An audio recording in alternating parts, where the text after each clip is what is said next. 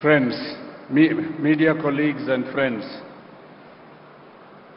it's an honor to be invited here to say a few words about Sri Ramoji Rao at this commemoration meeting organized by the government of Andhra Pradesh. I first got to know Sri Ramoji Rao personally when he was president of the Editors Guild of India. That was in the late 1980s. It was a time of deep churn and excitement in Indian politics, triggered mainly by journalistic investigations of corruption and abuse of power in high places.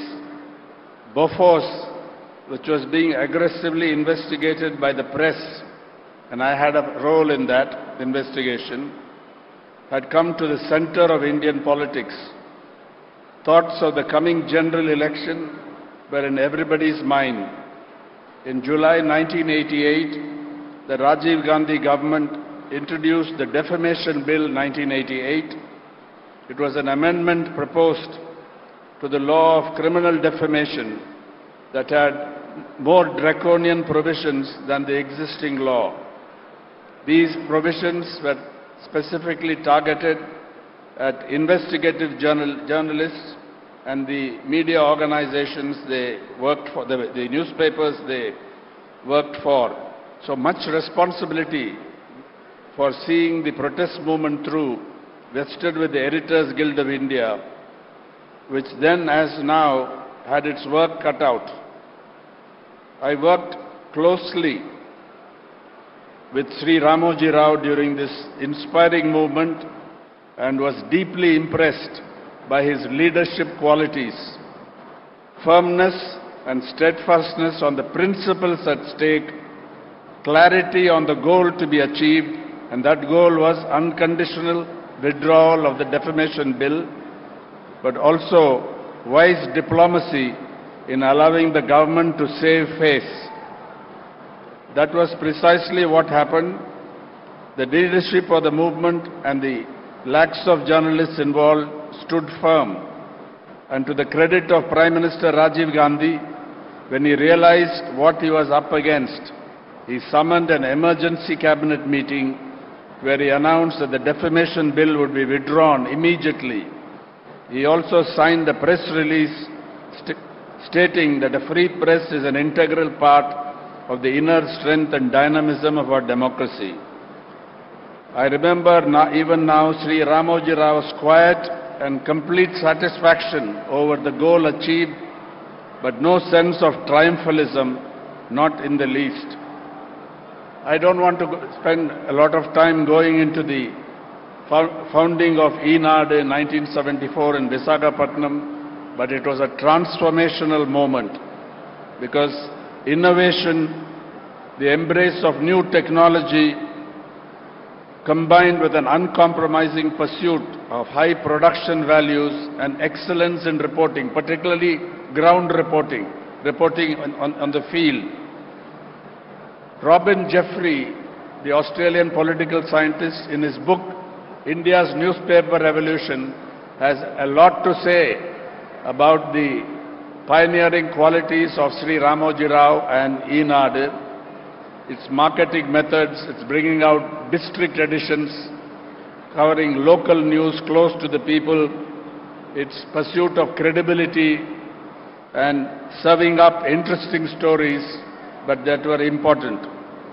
But this, I think, was a transformative contribution to India's Indian language newspapers, and subsequently, as everybody knows, he went into television, ETV. But what stood out was a clear vision that newspapers had every right to take political positions, but they must remain independent from government pressure and assault. And whatever assaults came his way, we know what happened earlier and more recently towards the end of his life. He stood brave, basically saying that let them take away everything, I'm willing to face it, but I will not give up. these principles and the stand that I've taken, and that is something that is rare today in Indian journalism. His love of the Telugu language, his contribution to the Telugu language, Enad is introducing a new vocabulary has been written about. I won't say anything about his contributions to the world of cinema and building a great infrastructure for it, the Ramoji Film City. But above all, for me, what I want to highlight here in the few moments allotted to me is that he stood for an independent and upstanding press and media and news media. He believed in the credible information function of journalism. He believed in its critical investigative function. He believed in its educational function, and it also contributed to setting a good agenda. That's what he believed in.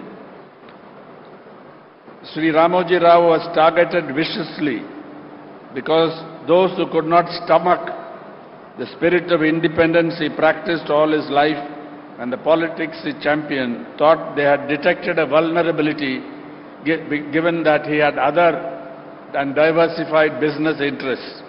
And that was targeted. They thought they could cripple his financial base, but they proved mistaken.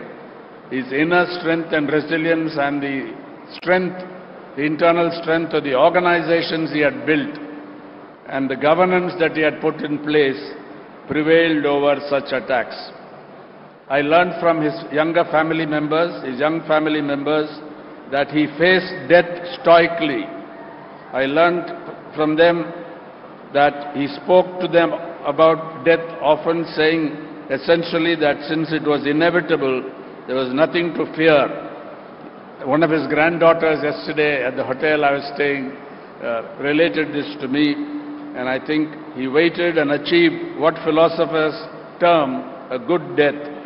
We will not be honoring and commemorating the legacy of Sri Ramoji Rao, an outstanding and historic figure in the media, in the history of the Indian press and the media in general, if we do not stand up and fight for the values of freedom, democracy and independence that he stood for. And I particularly look forward to the veteran political leader, Chief Minister Chandrababu Naidu, for supporting, that he will support this, and wherever the press or the media or journalists come under attack from, for example, from anti-terrorism laws or laws claiming to protect national security, he will stand up in support. He will support this cause. I think he believes in it, and we are hopeful on that note. This is our best tribute to Sri Ramoji Rao, and I'm proud to have been a friend of his who knew him for several decades. Thank you.